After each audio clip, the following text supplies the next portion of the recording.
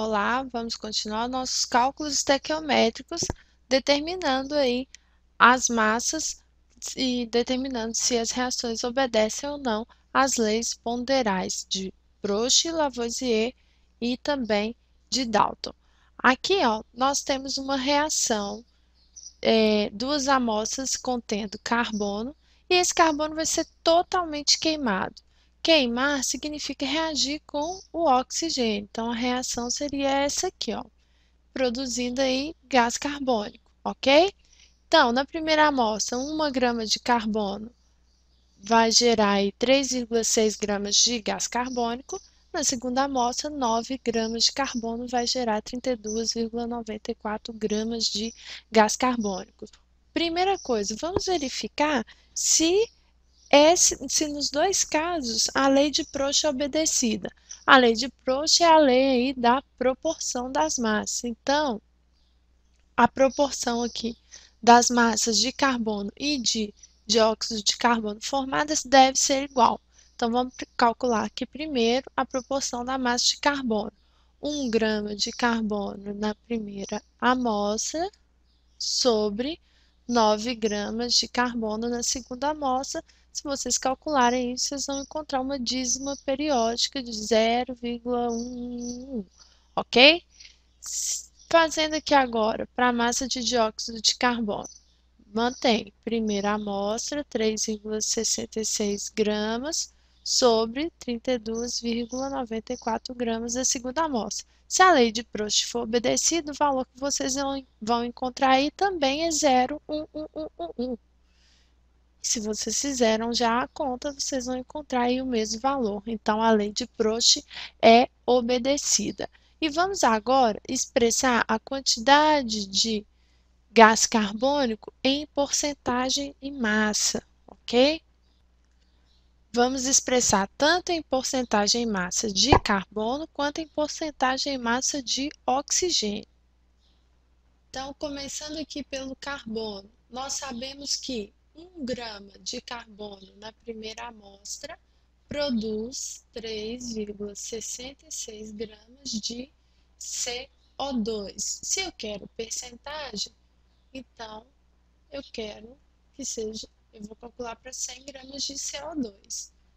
A quantidade de carbono é igual a X. Se vocês calcularem aí, o X vai ficar 100 vezes 1 dividido por 3,66.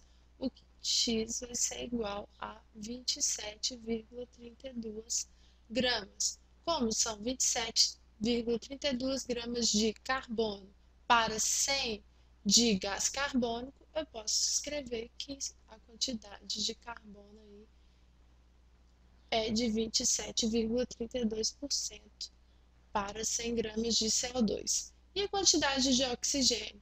Como a soma das massas vai dar 100, né, vai ser igual a 100 gramas, então a soma em percentagem também vai ser igual a 100. Então, o hidrogênio vai ser igual a 100%, que é o total, menos o hidrogênio não, né? Desculpa, o oxigênio. O oxigênio.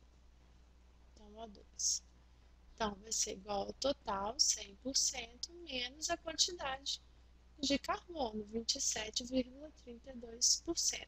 Se vocês fizerem essa continha aí, vocês vão encontrar o valor de 72,68%, ok? Seguindo aqui agora para o segundo exemplo. Imagine que eu vou ter uma reação entre carbono e oxigênio e eu vou produzir em duas reações diferentes, dois óxidos de carbono diferentes. Eu não sei quais são esses óxidos, mas eu sei que são diferentes. Na primeira reação, reagem 0,30 gramas de carbono com 0,40 gramas de oxigênio na produção desse óxido. Na segunda reação, reagem 0,24 gramas de carbono com 0,64 gramas de oxigênio. A pergunta é, esses resultados estão de acordo com a lei de Dalton?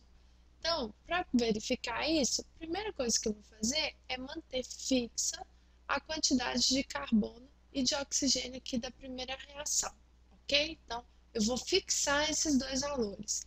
De acordo com esses valores fixos, eu vou calcular aqui a quantidade de carbono e de oxigênio que foram utilizados para a produção de óxido de carbono 2 na segunda reação e vou verificar se as proporções são se a proporção é um número inteiro. Se a proporção for um número inteiro, aí a lei de Dalton está comprovada. Essa reação obedece à lei de Dalton, tá?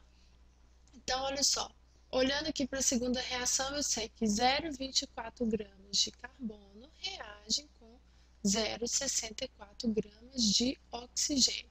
Fixei a quantidade de 0,30 de carbono. Então, 0,30 de carbono reagiria com quanto de oxigênio? Reagiria com X.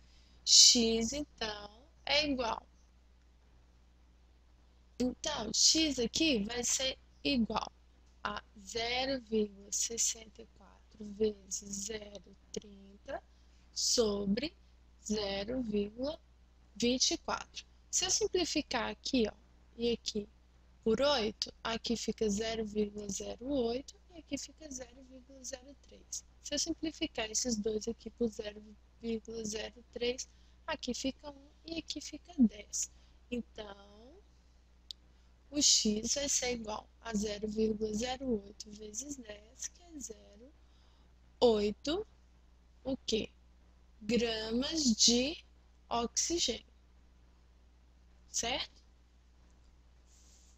Se a lei de Dalton for, se essa reação, né, melhor, obedecer à lei de Dalton, a proporção entre o x, o valor de x e a quantidade aqui de oxigênio da primeira reação vai ser igual ao número inteiro. Como que eu calculo essa proporção? Eu pego ali o valor de x, 0,8 gramas de oxigênio, e divido pela